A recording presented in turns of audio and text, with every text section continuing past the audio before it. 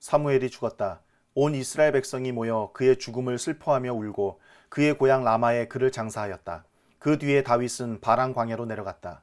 그 무렵에 마온에 어떤 사람이 살았는데 갈멜의 목장을 가지고 있었고 아주 잘 사는 사람이었다. 그가 가진 가축은 양떼가 3,000마리, 염소떼가 1,000마리였다. 그는 마침 갈멜에 와서 양털을 깎고 있었다. 그 사람의 이름은 나발이며 그 아내의 이름은 아비가일이었다. 이 여인은 이해심도 많고 용모도 아름다웠으나 그 남편은 고집이 세고 행실이 포악하였다. 그는 갈렙 족속이었다. 그런데 나발이 양털을 깎는다는 소식을 다윗이 광야에서 듣고 자기 부하들 가운데서 젊은이 10사람에게 임무를 주어서 그에게 보냈다. 너희는 갈멜로 올라가 나발을 찾아가서 나의 이름으로 안부를 전하여라. 너희는 그에게 이렇게 나의 말을 전하여라. 만수무강을 빕니다. 어른도 평안하시고 집안이 모두 평안하시기를 빕니다. 어른의 모든 소유도 번창하시기를 빕니다. 지금 일꾼들을 데리고 양털을 깎고 계시다는 소식을 들었습니다. 어른의 목자들이 우리와 함께 있었는데 우리는 그들을 괴롭힌 일도 없으며 그들이 갈멜에 있는 동안에 양 한 마리도 잃어버린 것이 없었습니다. 일꾼들에게 물어보시면 그들이 사실대로 대답할 것입니다. 그리고 우리들이 잔치를 벌이는 좋은 날에 어른을 찾아왔으니 제가 보낸 젊은이들을 너그럽게 보시고 부디 어른의 종들이나 다름이 없는 저의 부하들과 아들이나 다름이 없는 이 다윗을 생각하셔서 먹거리를 좀 들려보내 주십시오. 다윗의 젊은이들이 도착하여 다윗의 이름으로 나발에게 이 모든 말을 그대로 전하고 조용히 기다렸다. 드디어 나발이 다윗의 젊은이들에게 대답하였다.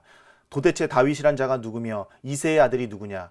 요즘은 종들이 모두 저마다 주인에게서 뛰쳐나가는 세상이 되었다. 그런데 내가 어찌 빵이나 물이나 양털 깎는 일꾼들에게 주려고 잡은 짐승의 고기를 가져다가 어디서 왔는지도 모르는 자들에게 주겠느냐?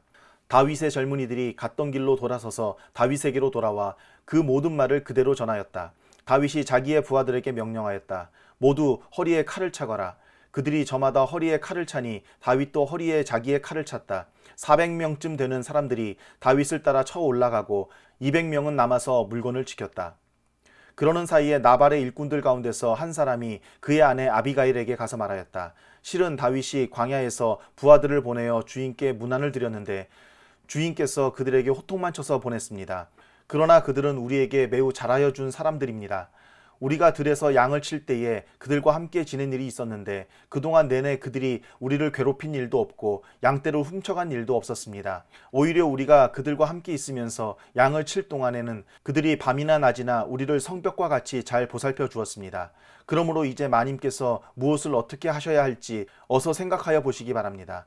다윗의 부하가 틀림없이 주인 어른께 안갚음을 할 텐데 주인 어른의 성격이 불같으시니 말도 붙일 수 없습니다. 아비가일이 서둘러 빵 200덩이와 포도주 2가죽부대와 이미 요리하여 놓은 양 5마리와 볶음곡식 5세아와 건포도 뭉치 100개와 무화과 뭉치 200개를 가져다가 모두 나귀 여러 마리에 싣고 자기의 일꾼들에게 말하였다. 나는 뒤따라 갈 터이니 너희가 앞장서라. 아비가일은 이 일을 자기의 남편 나발에게는 전혀 알리지 않았다. 벌써 다윗이 부하들을 거느리고 그 여인의 맞은편에서 내려오고 있었으므로 나귀를 타고 상구비를 돌아 내려가는 아비가일이 그들과 마주쳤다. 다윗은 단단히 벼르고 있었다. 내가 저 광야에서 그에게 속한 것은 무엇이든지 지켜주어 그의 모든 재산 가운데서 아무것도 잃어버리지 않도록 하였으나 그것이 모두 헛일이었다. 그는 나에게 선을 악으로 갚았다. 내가 내일 아침까지 그에게 속한 모든 사람들 가운데서 남자들을 하나라도 남겨둔다면 나 다윗은 하나님께 무슨 벌이라도 받겠다. 아비가일이 다윗을 보고 급히 나귀에서 내려서 다윗 앞에 엎드려 얼굴을 땅에 대고 절을 하였다. 그런 다음에 아비가일이 다윗의 발 앞에 엎드려 애원하였다. 죄는 바로 나에게 있습니다. 이 종이 말씀드리는 것을 허락해 주시고 이 종의 말에 귀를 기울여 주십시오. 장군께서는 나의 몹쓸 남편 나발에게 조금도 마음을 쓰지 마시기 바랍니다. 그 사람은 정말 이름 그대로 못된 사람입니다. 이름도 나발인데다 하는 일도 어리석습니다. 그런데다가 장군께서 보내신 젊은이들이 왔을 때에는 내가 거기에 있지 않아서 그들을 만나지도 못하였습니다. 장군께서 사람을 죽이시거나 몸소 원수를 갚지 못하도록 막아주신 분은 주님이십니다. 주님도 살아계시고 장군께서도 살아계십니다. 장군님의 원수들과 장군께 해를 끼치려고 하는 자들이 모두 나발과 같이 되기를 바랍니다. 여기에 가져온 이 선물은 장군님을 따르는 젊은이들에게 나누어 주시라고 내가 가져온 것입니다. 이 종의 허물을 용서해 주시기 바랍니다. 장군께서는 언제나 주님의 전쟁만을 하셨으니 주님께서 틀림없이 장군님의 집안을 영구히 세워주시고 장군께서 사시는 동안 평생토록 아무런 재난도 일어나지 않도록 도와주실 것입니다. 그러므로 어느 누가 일어나서 장군님을 죽이려고 쫓아다니는 일이 있더라도 장군님의 생명은 장군께서 섬기시는 주 하나님이 생명 보자기에 싸서 보존하실 것이지만 장군님을 거역하는 원수들의 생명은 주님께서 돌팔매로 던지듯이 팽개쳐 버리실 것입니다. 이제 곧 주님께서 장군께 약속하신 대로 온갖 좋은 일을 모두 베푸셔서 장군님을 이스라엘의 영도자로 세워주실 터인데 지금 공연히 사람을 죽이신다든지 몸소 원수를 갚으신다든지 하여 왕이 되실 때에 후회하시거나 마음에 걸리는 일이 없도록 하시기 바랍니다. 주님께서 그처럼 좋은 일을 장군께 베풀어 주시는 날 이 종을 기억해 주시기 바랍니다. 다윗이 아비가일에게 말하였다. 주 이스라엘의 하나님이 오늘 그대를 보내어 이렇게 만나게 하여 주셨으니 주님께 찬양을 드리오. 내가 오늘 사람을 죽이거나 나의 손으로 직접 원수를 갚지 않도록 그대가 나를 지켜주었으니 슬기롭게 권면하여 준 그대에게도 감사하오. 하나님이 그대에게 복을 베풀어 주시기를 바라오. 그대에게 아무런 해도 입히지 못하도록 나를 막아주신 주 이스라엘의 하나님이 확실히 살아계심을 두고 분명히 말하지만 그대가 급히 와서 이렇게 나를 맞이하지 않았더라면 나발의 집안에는 내일 아침이 밝을 때까지 남자는 하나도 살아남지 못할 뻔하였소. 그리고 다윗은 그 여인이 자기에게 가져온 것들을 받고서 이렇게 말하였다. 평안히 집으로 돌아가시오. 내가 그대의 말대로 할 터이니 걱정하지 마시오. 아비가일이 나발에게 돌아와 보니 그는 자기 집에서 왕이나 차릴 만한 술잔치를 베풀고 취할 대로 취하여서 흥겨운 기분이 되어 있었다. 그래서 아비가일은 다음날 아침이 밝을 때까지 큰일이든 작은 일이든 나발에게 아무 말도 하지 않았다. 아침이 되어 나발이 술에서 깨었을 때에 그의 아내는 그동안에 있었던 일을 모두 그에게 말하였다. 그러자 그는 갑자기 심장이 멎고 몸이 돌처럼 굳어졌다. 열흘쯤 지났을 때에 주님께서 나발을 치시니 그가 죽었다. 나발이 죽었다는 소문을 듣고 다윗이 말하였다. 주님을 찬양하여라. 나발이 나를 모욕하였으나 주님께서 그 원수를 갚아주시고 이 종이 직접 무슨 악을 행하지 않게 막아주셨다. 주님께서는 나발이 저지른 죄악을 나발의 머리로 돌려보내주셨다. 다윗은 아비가일을 자기의 아내로 삼으려고 그 여인에게 사람을 보내어 그 뜻을 전하였다. 다윗의 종들이 갈멜로 아비가일을 찾아가서 그 뜻을 전하였다. 다윗 어른께서 댁을 모셔다가 아내로 삼으려고 우리를 보내셨습니다. 아비가일이 일어나 얼굴이 땅에 닿도록 절을 한 다음에 말하였다. 이 몸은 기꺼이 그분의 종이 되어 그를 섬기는 종들의 발을 씻겠습니다. 아비가일이 일어나서 서둘러 나귀를 타고 길을 떠나니 그 뒤로 그 여인의 몸종 5이 따라 나섰다.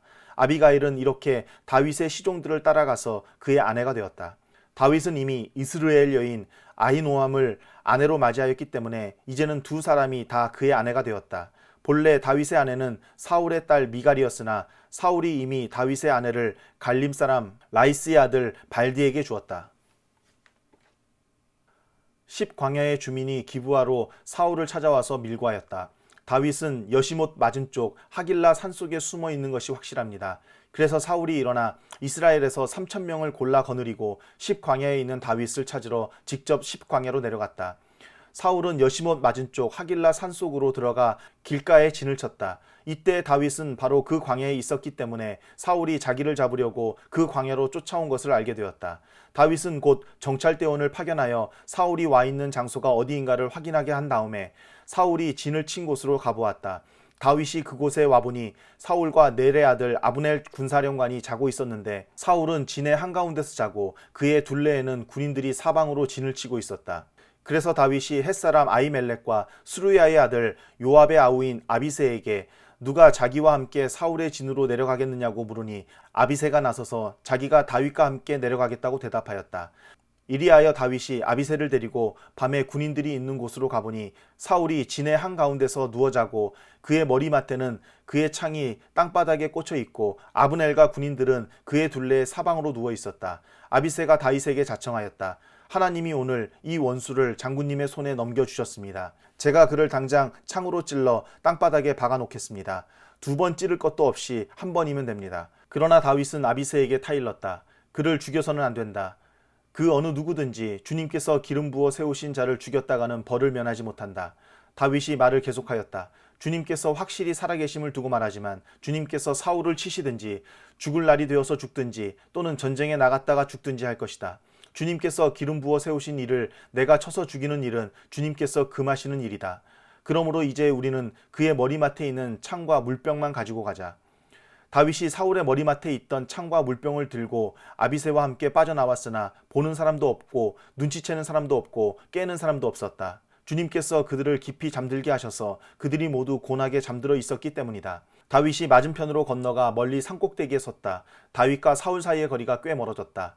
여기서 다윗이 사울의 부하들과 넬의 아들 아브넬에게 소리쳤다. 아브넬은 대답을 하여라. 아브넬이 대답하였다. 네가 누구이기에 감히 소리를 쳐서 임금님을 깨우느냐. 다윗이 아브넬에게 호통을 쳤다. 너는 산의 대장부가 아니냐. 이스라엘 천지에서 너만한 대장부가 어디에 또 있느냐. 그런데 네가 어째서 너의 상전인 임금님을 잘 보호하여 드리지 않았느냐. 백성 가운데 한 사람이 너의 상전인 임금님을 범하려고 이미 들어갔었다. 너는 이번에 너의 책임을 다하지 못했다. 주님께서 확실히 살아계심을 두고 말하지만 너희가 주님께서 기름 부어 세우신 너의 상전을 보호해드리지 못했으니 너희는 이제 죽어 마땅하다. 그러므로 너는 이제 왕의 창이 어디로 갔으며 왕의 머리맡에 있던 물병이 어디로 갔는지 어서 찾아보도록 하여라. 사울이 다윗의 목소리를 알아듣고 말하였다. 나의 아들 다윗아, 이것이 정말로 너의 목소리냐? 다윗이 대답하였다. 나의 상전이신 임금님, 그러합니다. 그런 다음에 다윗이 말하였다. 나의 상전이신 임금님은 어찌하여 이렇게 임금님의 종을 사냥하러 나오셨습니까? 내가 무슨 잘못을 저질렀습니까? 내 손으로 저지른 죄악이 무엇입니까? 나의 상전이신 임금님은 이 종이 하는 말에 귀를 기울여 주시기 바랍니다. 임금님을 충동하여 나를 치도록 시키신 분이 주님이시면 나는 기꺼이 희생제물이 되겠습니다. 그러나 임금님을 충동하여 나를 치도록 시킨 것이 사람이면 그들이 주님에게서 저주를 받기를 바랍니다. 주님께서 유산으로 주신 땅에서 내가 받을 몫을 받지 못하도록 하고 나더러 멀리 떠나가서 다른 신들이나 섬기라고 하면서 나를 쫓아낸 자들이 바로 그들이기 때문입니다. 그러니 이제 주님으로부터 멀리 떨어진 이 이방 땅에서 내가 살해당하지 않게 하여 주시기를 바랍니다. 어찌하여 이스라엘의 임금님이 사냥꾼이 산에서 메추라기를 사냥하듯이 겨우 벼룩 한 마리 같은 나를 찾으러 이렇게 나서셨습니까? 사울이 대답하였다. 내가 잘못했다. 나의 아들 다윗아, 돌아오너라. 네가 오늘 나의 생명을 귀중하게 여겨 주었으니 내가 다시는 너에게 해를 끼치지 않겠다. 정말 내가 어리석은 일을 하여 아주 큰 잘못을 저질렀다. 다윗이 말하였다. 여기에 임금님의 창이 있습니다. 젊은이 하나가 건너와서 가져가게 하십시오. 주님께서 각 사람에게 그 공의와 진실을 따라 갚아주시기를 바랍니다. 주님께서 오늘 임금님을 나의 손에 넘겨주셨지만 나는 주님께서 기름 부어 세우신 임금님께 손을 대지 않았습니다. 그러므로 내가 오늘 임금님의 생명을 귀중하게 여겼던 것과 같이 주님께서도 나의 생명을 귀중하게 여기시고 어떠한 궁지에서도 나를 건져내어 주실 것입니다. 사울이 다윗에게 말하였다. 나의 아들 다윗아, 하나님이 너에게 복 주시기를 바란다. 너는 참으로 일을 해낼 만한 사람이니 매사에 형통하기를 바란다. 다윗은 자기의 길로 가고 사울도 자기의 궁으로 돌아갔다. 다윗이 혼자서 생각하였다. 이제 이러다가 내가 언젠가는 사울의 손에 붙잡혀 죽을 것이다. 살아나는 길은 블레셋 사람의 땅으로 망명하는 것뿐이다.